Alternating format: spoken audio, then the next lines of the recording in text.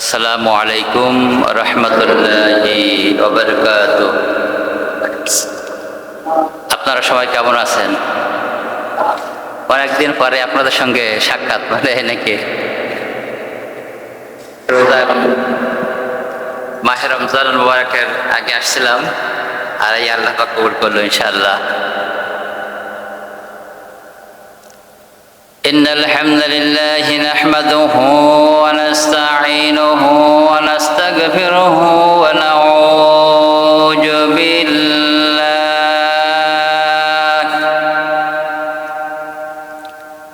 ونعوذ بالله من شرور أنفسنا ومن سيئات أعمالنا. من يهد الله فلا مضل له ومن يضلله فلا هادي له. ونشهد أن لا إله إلا الله وحده لا شريك له. ونشهد أن سيدنا وحبيبنا ومولانا محمدا عبده ورسوله الذي أرسله بالحق بشيرا ونذيرا وداعيا إلى الله بإذنه وسراجا منيرا. فقد قال الله تعالى في كلامه المجيد والفرقانه الحميد. أعوذ بالله من الشيطان الرجيم. بسم الله الرحمن الرحيم.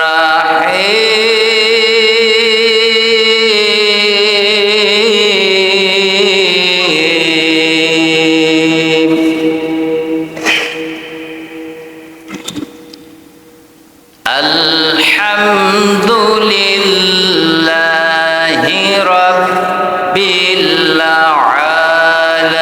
العالمين.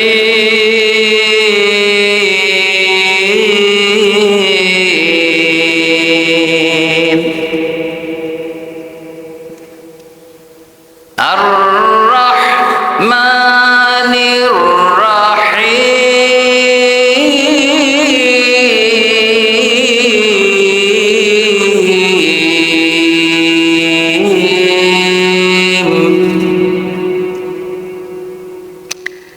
مالك يوم الدين.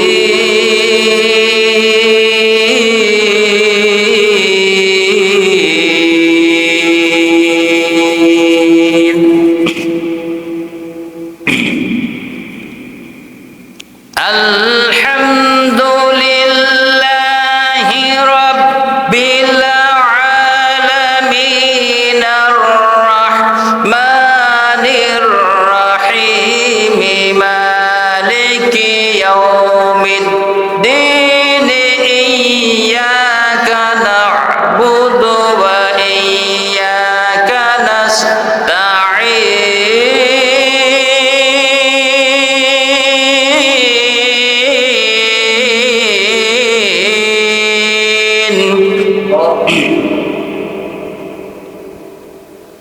اهدنا الصراط المستقيم.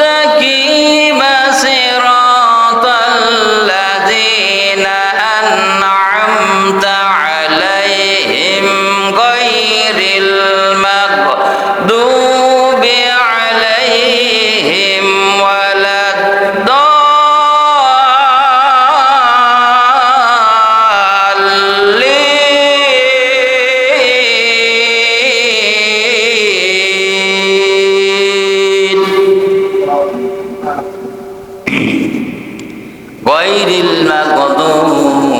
عليهم ولا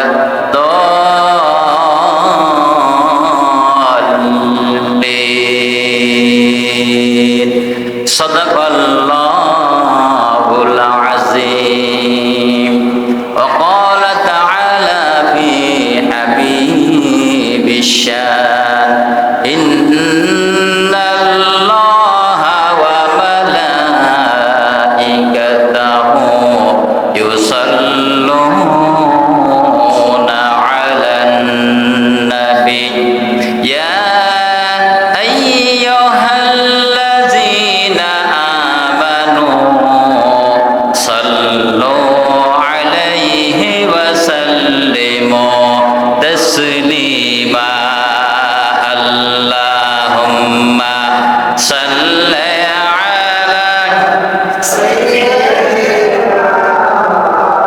আপনারা পিছনে যারা আছেন সামনের কাতারে আসেন, এটা ঠিক না। আপনারা যা সামনের কাতার আগে পূরণ করতে হয়, আপনি সামনে আসেন। আর এই ভাই মানে ঘুমাচ্ছে মনে হয় নাকি? আল্লাহ তাআলা জুমার দিনে আহ্বান করেছেন যে তোমরা সমস্ত কাজকর্ম ফেলাই রেখে জুমায় চলে এসো ঘুম পড়ার জন্য, নাকি? ভাই বোনে এখনো ঠিক পাই না, আপনার একটু জাগাই দেন। মোহাব্বতের সাথে পড়ি আল্লাহুম্মা সাল্লি আলা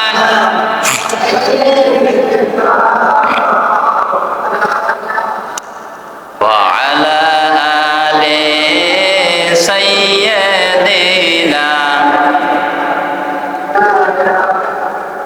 আমরা আল্লাহ তাআলার কাছে শুকরিয়া আদায় করি যে মহান রব্বুল আলামিন তিনি অত্যন্ত দয়া করে মায়া করে আপনাকে আমাকে পবিত্র জুমা নামাজ আদায়ের জন্য তার ঘরে আসার মতন সুযোগ যে আল্লাহ তাআলা দান করলেন, সেই মহান মাহবুদের দরবারে আমরা শুকরিয়া আদায় করি।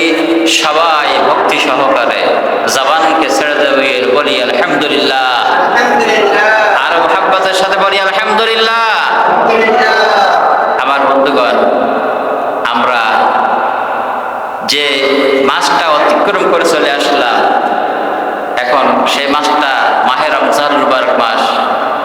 এখন দেখা যাচ্ছে আমরা বরকতময় মর্যাদাশীল মাসকে আমরা বিদায় দিয়ে দিয়েছি, ঠিক কিনা ধরে বলেন?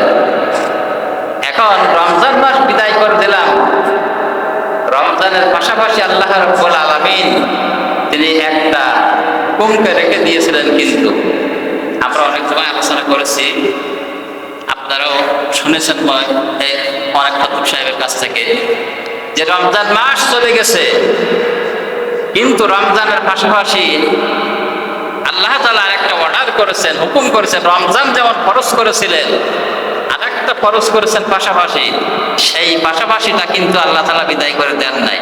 সেটা আমাদের জানার দরকার আছে না নাই? আমার ভাইরা, আল্লাহ রাব্বুল আলামিন বলেন, ইয়া আইয়ুহাল্লাযীনা আমানু কুতিবা আলাইকুমুস সিয়াম কামা কুতিবা আলাল্লাযীনা মিন ক্বাবলিকুম লাআল্লাকুম তাত্তাকুন। জোরে বলেন আল্লাহু আকবার। আল্লাহ রাব্বুল আলামিন বলেন, ও ঈমানদারগণ, তোমাদের উপর রোজাকে ফরজ করেছি যেমনি ভাবে তোমাদের পূর্ববর্তীদের উপরে খরচ করেছিলাম, আর যাতে করে তোমরা তাকওয়া অর্জন করতে পারো। জয় কোন সুবহানাল্লাহ। তালিকার কয়টা কথা পাওয়া গেল? এক নম্বরে খরচ করেছেন রোজা। আর রোজা খরচ করলো কেন? আল্লাহ তাআলা বলছেন লাআল্লাকুম তাত্তাকুন, তাহলে তোমরা তাকওয়া অর্জন করতে পারো। ভালো করে খেয়াল করবেন, কিন্তু আলোচনার দিকে খেয়াল রাখতে হবে। কুরআনুল কারীম থেকে যখন আলোচনা হয়, মনোযোগ যদি আমরা অন্যদিকে দেই তাহলে কিন্তু ব্রেক ফেল করে, মানে তখন বোঝা যায় না কথাটা। আর যদি কিসসা কাহিনী, কোনো ঘটনা উল্লেখ করা হয়, এতে মনোযোগ যদি একটু অন্যদিকে যায়, তারপরে ওটা ধরে নেওয়া যায় যে এই কাহিনীটা বলতেছিল। কিন্তু কোরআনের আলোচনা যখন হবে, মন যদি ঠিক না থাকে, তাহলে আলোচনার দিক যদি মন যদি না থাকে, কিন্তু বোঝা যায় না। তখন বলবে কি যে হুজুর আসছিল, কি বলে গেল, আমি কিছু বুঝলাম। ঠিক কিনা ধরে বলেন? আমার বন্ধুগণ, যে কথা বলছিলাম, তাহলে লাআল্লাকুম লাআল্লাকুম তাত্তাকুন, আল্লাহ তাআলা রেখে দিয়েছেন না দেন নাই? রমজান মাসে 1 মাসের জন্য আল্লাহ তাআলা ফরজ করে দিয়েছিলেন, রমজান বিদায় হয়ে গেছে, কিন্তু আল্লাহ রাব্বুল আলামিন লাআল্লাকুম তাত্তাকুন এটাও কে বিদায় করে দিয়েছেন না আছে? বলেন, বোঝা যাচ্ছে কথাটা? লাআল্লাকুম তাত্তাকুন পাশাপাশি এটা কিন্তু আপনার জন্য আমার জন্য ফরজ করে দিয়েছেন আল্লাহ রাব্বুল আলামিন, কিন্তু রমজান মাসে না। রমজান মাসে রোজা চলে গেছে, লাআল্লাকুম তাত্তাকুন 12-11টা মাস আপনার জন্য আমার জন্য ফরজ চলতেই থাকবে, চলতেই থাকবে। এটা কোনো অবস্থাতেই মিস হবে না। আমার ভাইরা, আমার বন্ধুগণ, আমি আলোচনার মধ্যখানে একটু বলতে চাই, আপনার আমার যখন অসুস্থতা হয়, আমি যখন অসুস্থ হই, আপনি যখন অসুস্থ হন, ডাক্তারের কাছে যাওয়া হয়। ডাক্তারের কাছে গেলে একটা প্রেসক্রিপশন করে দিয়ে দেয় যে এই ওষুধগুলো তুমি খাওয়া। আর তুমি কি করবা? কিছু আনুষঙ্গিক নিয়ম কানুন বলে দিয়ে দেয়, এইটা খাইতে পারবা না, এইটা করতে পারবা না, এই কাজটা করা যাবে না, যদি করো ধূমপান করা যাবে না, কিংবা তৈলাক্ত জিনিস খাওয়া যাবে না, যদি খাও তাহলে তোমার শরীরের অবস্থা কিন্তু আরো খারাপ হয়ে যাবে। আমার ভাইরা, আমার বন্ধুগণ, এই কথা ডাক্তার যখন বলে দিল, বলে দেওয়ার পরে আপনি যখন 500 টাকা, 1000 টাকা, 2000 টাকা ভিজিট দিয়ে ডাক্তারকে দেখালেন, ডাক্তার দেখানোর পরে ডাক্তার যখন প্রেসক্রিপশন করে দিল, প্রেসক্রিপশন করে দেওয়ার পরে আপনি ওই প্রেসক্রিপশনটা, ওষুধটা নিয়ে আসলেন, আনার পরে ওই ওষুধটা বলে দিয়েছে সকালে একটা খাবা, দুপুরবেলা একটা খাবা, রাখ কাছাটাকে আজকের জমায় শত শত মুসল্লি আপনারা বলেন ডাক্তার প্রেসক্রিপশন করে দিয়েছে, ওষুধকে নিয়ে আনলেন, আনার পরে আপনার ইচ্ছা মতন খান, সকালবেলা খায় আর 2 ওয়াক্ত খায় না, এরকম লোক আছে নাকি? বোঝা যাচ্ছে কথাটা? বুঝলেন কথা? যে ডাক্তার প্রেসক্রিপশন করে দিয়েছেন, সকালে একটা ওষুধ খেতে হবে, দুপুরবেলা একটা খাওয়া লাগবে, আর রাত্রিবেলা একটা খাওয়া লাগবে। আপনি 2000 টাকা ভিজিট দিয়ে ডাক্তারে দেখিয়ে আসলেন। আমার বন্ধুগণ, এমন কোন মুসল্লি আছে যে ডাক্তারের ওই ওষুধ আনার পরে একবেলা খাবে আর খাইবেন না? কি যথাযথভাবে নিয়ম পালন করতে হবে না? এটা আপনি বললেও খাবে, না বললেও তার ইচ্ছাই খাবে। বাড়ির সংসারে যে সমস্ত গার্জিয়ান আছে তাদের মনে নাই, কিন্তু আপনার আমার জন্য ওষুধ ডাক্তার লিখে দিয়েছেন, কিন্তু আপনার আমার কিন্তু মনের থেকে যায় না। যায় নাকি? যায়। আগে খোঁজ করে যে ওষুধের কৌটোটা কই।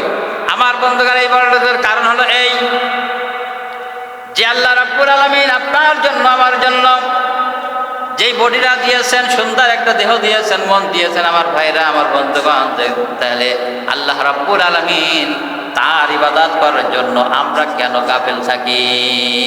কথাটা বোঝাচ্ছে যে ওষুধের ব্যাপারে যখন ডাক্তার প্রেসক্রিপশন মানলেন, ওষুধের ব্যাপারে যখন আপনি ডাক্তারের যে চার্টটা ফলো করলেন, যে তুমি তৈলাক্ত জিনিস খাইতে পারবে না, ধূমপান করতে পারবে না, কিংবা অন্যান্য জিনিস এরকম খাইতে পারবে না, আমার বন্ধুগণ, এমন কোন মুসল্লি বিবেকবান আছে যে ডাক্তার কাছ থেকে শুনে আসার পরে আপনি আরো মিষ্টি বেশি করে খাবেন?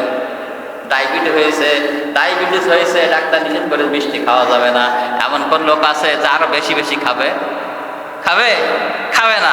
আমার বন্ধুগণ, তাহলে কেন খাবে না? এইটা কিন্তু বোঝানোর উদ্দেশ্য লাআল্লাকুম তাত্তাকুন, লাআল্লাকুম তাত্তাকুন, আল্লাহ তাআলার ভয়। ওই ডাক্তারের ভয়, ডাক্তার ভয় ঢোকাই দিয়েছে অন্তঃকরণের ভিতরে। আপনি যদি ওই ওষুধটা না খান, তাহলে কিন্তু আপনি 1 সপ্তাহ কিংবা এক মাসের ভিতরে হার্ট অ্যাটাক করবে। এই ভয়তে আপনি কিন্তু ওষুধটা ঠিক মতন খাবেন, আমার বন্ধুগণ। আর যখন তৈলাক্ত জিনিস নিষেধ করে দেবে, ডাক্তার বলবে তৈলাক্ত জিনিস খাওয়া যাবে না, আমার বন্ধুগণ, এইটা যদি খাওয়া যায় তাহলে কিন্তু আপনার হার্ট অ্যাটাক হওয়ার সম্ভাবনা রয়েছে। এমন ব্যক্তি আছে যে ভয়তে কিন্তু সব এড়াই চলবে, ঠিক কিনা? সব এড়াই চলবে, ও আর খাইতে চাবে না, খাইতে চাবে না। তাহলে এটা কি? ভয়। এই ভয়টা কে ঢোকাই দিয়েছে? ডাক্তার সাহেব ভয়টা ঢোকাই দিয়েছে যে তুমি যদি সঠিকভাবে নিয়ম পালন না করো তাহলে কিন্তু তোমার হার্ট অ্যাটাক করতে পারে। আমার বন্ধুগণ, তাহলে আল্লাহ রাব্বুল আলামিন যে তিনি আল্লাহ আমার রব, তিনি একমাত্র মালিক, তিনি যেমন রোজা ফরজ করে দিয়েছিলেন, আর ফরজ করার পর সাথে সাথে আমরা যেমন রোজাকে আমরা পালন করেছি, 1টা মাস রোজা সিয়াম সাধনা করেছি, 1টা মাস রোজা রেখেছি, রোজা রাখার পরেও কিন্তু আমরা মিথ্যা কথা বলি নাই। আমার বন্ধুগণ কোনো অন্যায় কাজ করি নাই, কোনো জুলুম করি নাই, আমার বন্ধুগণ ওজনে ফাঁকি দেয় নাই, আমার বন্ধুগণ কোনো রকমের আমরা বিশৃঙ্খলা সৃষ্টি করি নাই। রমজান মাসে করেছি নাকি? রমজান মাসে যখন রমজান মাসে রোজা রাখে, যখন কোনো মুসলমান রোজা রাখে, তখন কিন্তু ফজর সে নিয়ত করে যে রমজান মাসটা 5 ওয়াক্ত নামাজ আমি মসজিদে এসে জামাত সহকারে আদায় করব। আমার বন্ধুগণ, ওই ব্যক্তি যতই আপনার বাইরে থাকুক না কেন, কাজে থাকুক না কেন, আজান হওয়ার সঙ্গে সঙ্গে কাজ ছেড়ে দিয়ে নামাজে গেছে না যায় নাই? গেছে না যায় নাই? গেছে না? গেছে। কিন্তু আল্লাকুম তাত্তাকুন, এইটা আল্লাহর ভয়তে করেছে। রমজান মাস বিদায় হয়ে গেছে, রমজান মাস বিদায় হওয়ার সাথে সাথে অনেক মুসল্লি বিদায় হয়ে গেছে না নাই? হ্যাঁ, সঠিক কিনা? আমার বন্ধুগণ, আমরা অনেক জুমায় যাই, মাহফিলে যাই, বলে হুজুর রমজান মাসের যে মুসল্লি মসজিদ ভর্তি হয়ে যেতে এখন আর এক কাতার হয় না, একটু ভালো করে বলেন। তো এই বললে কি কাজ হবে? ওয়াজ হবে? হবে না যতক্ষণ পর্যন্ত আপনার আমার ভিতরে হচ্ছে কি, যতক্ষণ পর্যন্ত আপনার আমার অন্তর ভিতরে লাআল্লাকুম তাত্তাকুন যতক্ষণ পর্যন্ত না আসবে, ততক্ষণ পর্যন্ত কিন্তু মসজিদ ভর্তি হবে না। হবে? হবে না।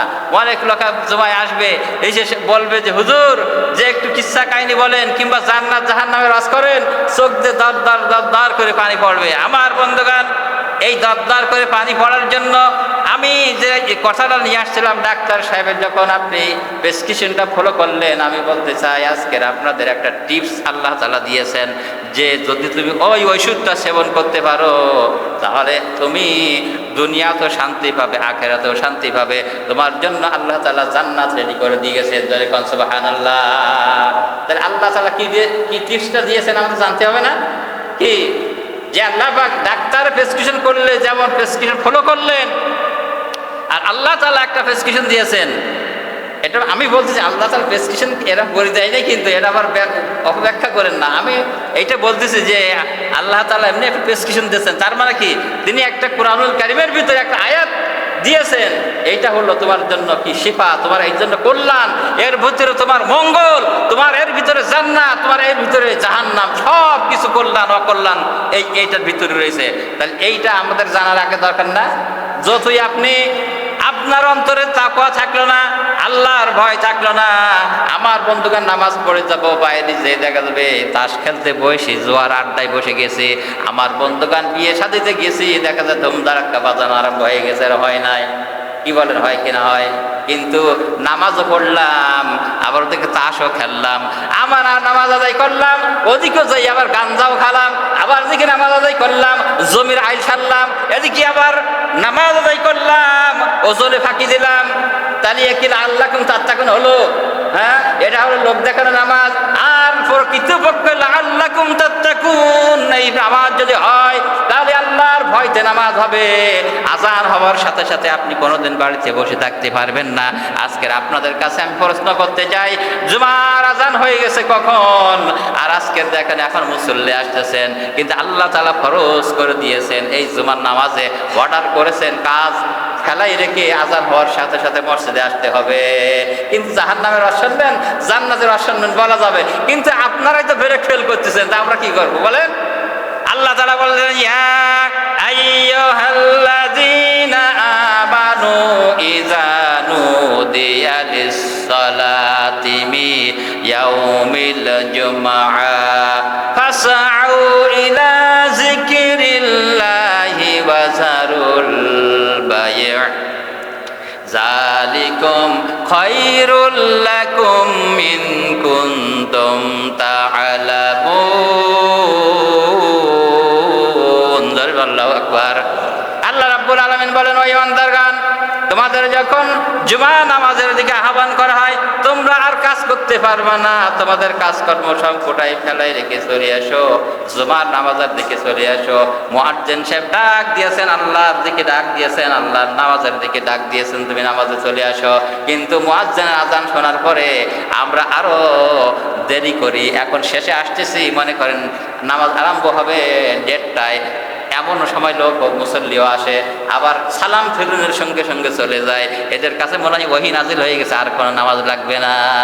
আছে না নাই? যে লাআল্লাকুম তাত্তাকুন কি হচ্ছে, কি লাআল্লাকুম তাত্তাকুন, আপনার আমার অন্তরে যদি থাকতো তাহলে এ কি হাজিরা দেওয়া মতন হলো? কি হাজিরা দিয়ে আসছে, আল্লাহ তুমি রেখে চাও, চাই তোমার ঘরে আসলাম আইসি কিনা আপনি দেখেন। হ্যাঁ, কিন্তু আসার পরে আল্লাহ যে কাজ দিয়েছেন সেই কাজটা করার দরকার আছে না নাই? আমার বন্ধুরা এই জন্য বলছেন লাআল্লাকুম তাত্তাকুন, আপনার অন্তরে যতক্ষণ না আসবে আপনি নামাজ পড়বেন, আমিও নামাজ পড়বো, নামাজ পড়ে বাইরে যাওয়ার সঙ্গে সঙ্গে তাস খেলবো, জুয়া খেলবো, আমার বন্ধুগণ অন্যায় করবো, জুলুম করবো। আর যখন তাকওয়া অর্জন হবে তখন কিন্তু আপনার দ্বারা আমার দ্বারা কোনো পাপ সংগঠিত আর হবে না। ঠিক কিনা জানে পারেন? তাহলে রমজানের পরে লাআল্লাকুম তাত্তাকুন অর্জন করার দরকার আছে না নাই?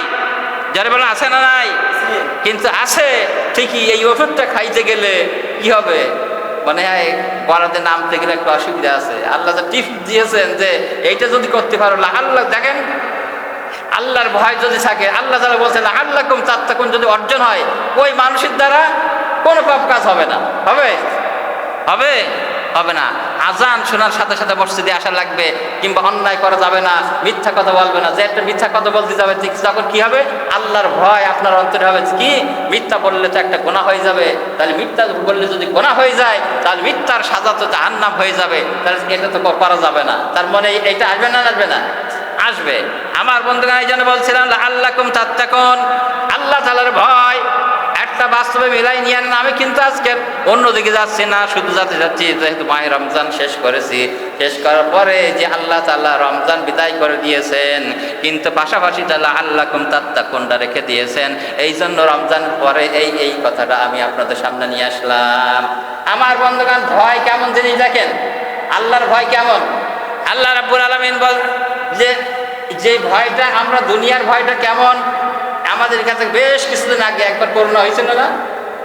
হয়েছিল কিনা? এই করোনা হওয়ার সঙ্গে সঙ্গে কি এমন কি যদি ছেলে মারা যায় কিংবা আব্বা মারা যায়, যে ছেলেও মনে হয় গোসল দিতে পাশে যাইতে ভয় করতো। এরা ছিল না? বাস্তব কিনা বলেন? একটু জবান ছেড়ে দেন, বাস্তব কিনা? পাশে যাইতে ভয় করতো। আর যদি শোনে যে সর্দি কাশি হয়েছে, করোনা হয়েছে, তা ওই 1 মাইল দূর থেকে দেখতো যে মারা গেছে, কিন্তু পাশে আসতো না। ঠিক কিনা? তাহলে এই ভয়, এত ভয় কের ভয়? যদি আমি নিকটে যাই আমারও যদি অ্যাটাক করে, এই ভয় আছে না নাই? এই ভয় থেকে দেখেন বাপ ছেলেকে দেখতে পাইতে মানে একটু কষ্ট হতো, মানে পাশে গেলে যদি হয়, আবার ছেলে বাপকে দেখতে গেলে যদি মারা যেত, তাহলে যদি কোনো অসুবিধা হয়, তাহলে এই ভয়টা আমি সতর্কতার সহিত অর্জন করেছি যে না, তার পাশে গেলে যদি আমার অ্যাটাক করে, তাহলে ওই ভয় যদি আল্লাহ তাআলার কাজ ভয় করা হতো যে আমি যে পাপ কাজ করতেছি আল্লাহ পাক দেখবে, তাহলে কিন্তু আপনার সব আমলগুলো আল্লাহ তাআলার কাছে কবুল হয়ে যেত না। আল্লাহ রাব্বুল আলামিন কোরআনুল কারীমের ভিতরে তাই বলছেন, আল্লাহ তাআলা বলছেন ইয়া আইয়ুহাল্লাযীনা আমানুত্তাকুল্লাহা ওয়াল তানজুরু নাফসুম মা কদ্দামাত লিগাদিন ওয়াত্তাকুল্লাহা ইন্নাল্লাহা খাবীরুম বিমা তা'মালুন। আল্লাহু আকবার। আল্লাহ রাব্বুল আলামিন এখানে ভালো করে খেয়াল করবেন, আল্লাহ তাআলা বলছেন ইয়া আইয়ুহাল্লাযীনা আমানুত্তাকুল্লাহ, ও ঈমানদারগণ তোমরা আল্লাহ তাআলাকে ভয় করো। তা আমরা ঈমানদার, এই মসজিদে যারা আসছে ঈমানদার, একটু জবান ছেড়ে দিয়ে বলেন ঈমানদার না অন্য কিছু? কথা বলে বুঝতেছেন না আপনারা?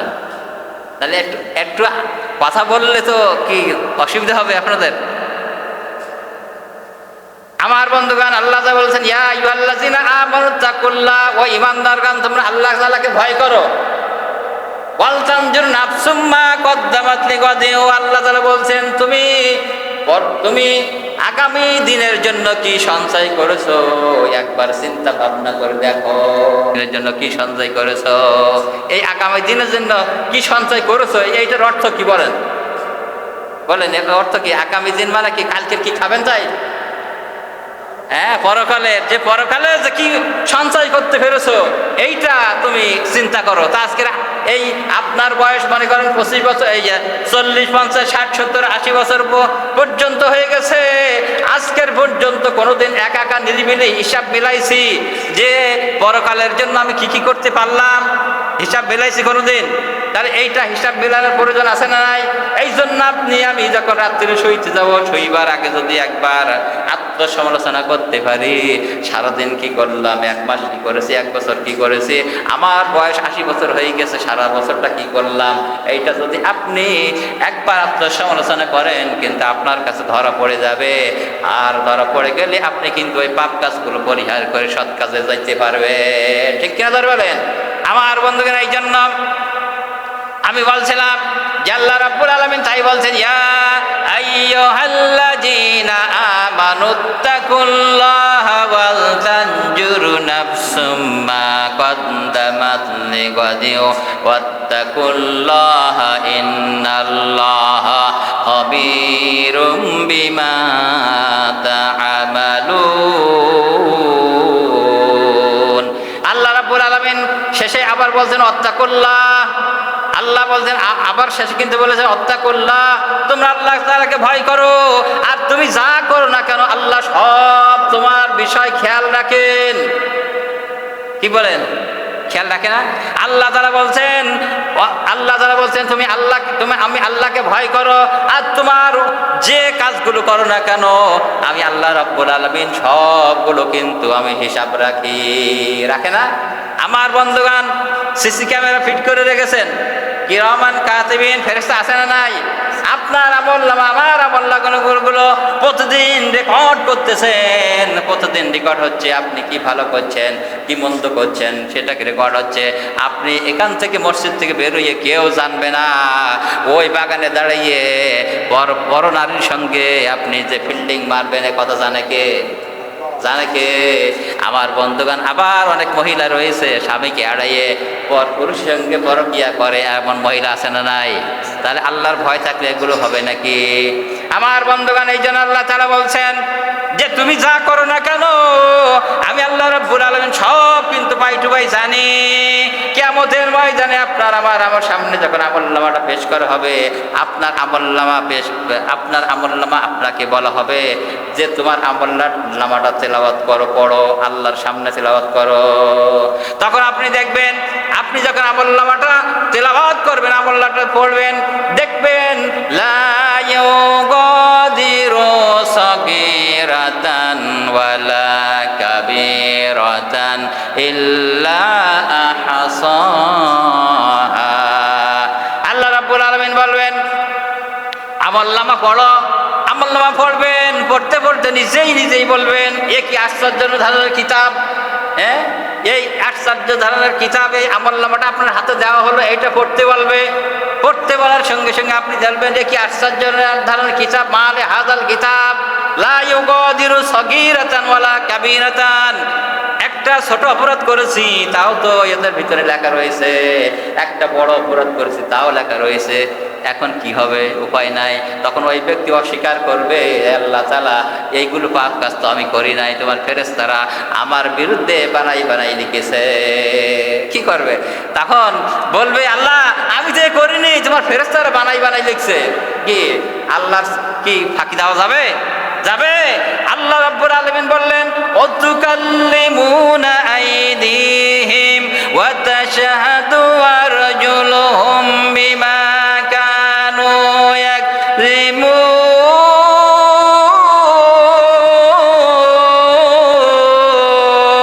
জোরে বলুন আল্লাহু আকবার। আল্লাহ রাব্বুল আলামিন তখন তার মুখকে বন্ধ করে দেবে, জবানকে বন্ধ করে দেবে, হাতের কাছ থেকে সাক্ষী নেবে। হাত বল, বললো যে ফেরেশতারা বানাই লিখেছে, তা তুই হাত সাক্ষী দে। হাত তখন এইরকম সাক্ষী দিবে রব্বুল আলামিন এই আমলনামায় যেটা লেখা রয়েছে সব সঠিক। ওই ব্যক্তি এই পাপগুলো হাতে ধরে করেছে, পার কাছ থেকে সাক্ষী নিবে, পাও বলবে আল্লাহ তাআলা ওই ব্যক্তি আমার হেঁটে যে এই পাপগুলো কাজ করেছে। এই আপনি যে হাতটা স্যান্ডল সাবান দিয়ে পরিষ্কার করেন, কত সুন্দর করে যত্ন করে রেখেছেন, এই বডিটা কত সুন্দর করে রেখেছেন, এই হাত আর এই পা, এই বডি আপনার বিরুদ্ধে সাক্ষী দেবে, সেদিন কি হবে বলেন? উপায় আছে? আমার বন্ধুগণ, এই জন্য বলছিলাম লাআল্লাকুম তাত্তাকুন অর্জন করতে হবে।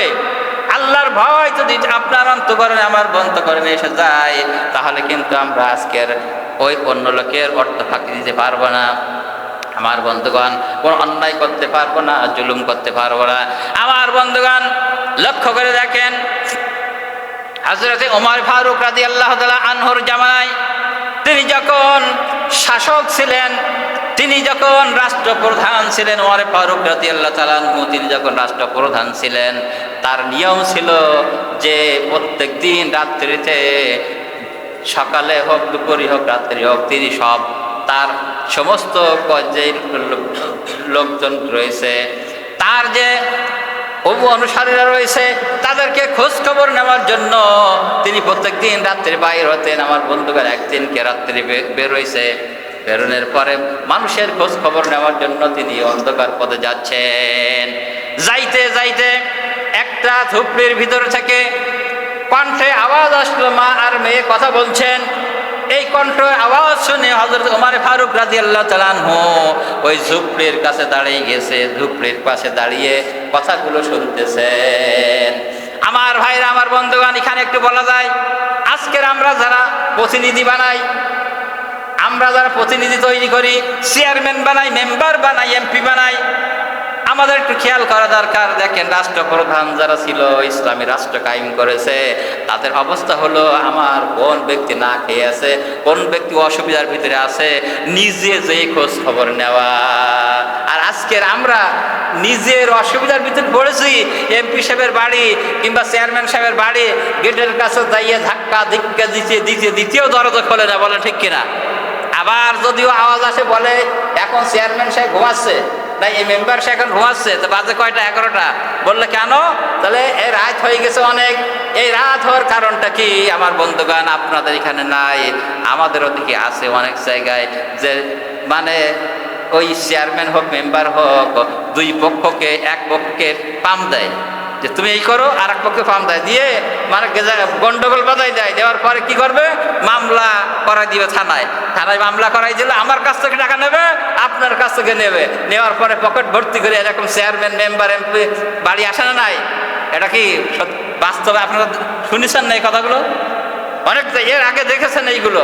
আমার বন্ধুগণ, এই অবস্থা যদি হয়, তাহলে রাষ্ট্রপ্রধান তারা কি করে দেশটাকে উন্নত করবে? আমার বন্ধুগণ, আমার ভাইরা, হযরত ওমর ফারুক রাদিয়াল্লাহু তাআলা তিনি কি করলেন? ঝুপড়ির কাছে দাঁড়িয়ে গেছেন, ভিতর থেকে আওয়াজ আসতেছেন। মা তার মেয়েকে বলছেন, মেয়ে, আজকের যে গাভীটা দহন করেছি, 1 বালতি দুধ হয়েছে, এর সঙ্গে যদি আধা বালতি পানি মিশাই দাও, তাহলে অনেক টাকা লাভ হবে আজকের। মা বলছেন, এই মেয়ে বলছেন, মা আপনি কেমন কথা বললেন?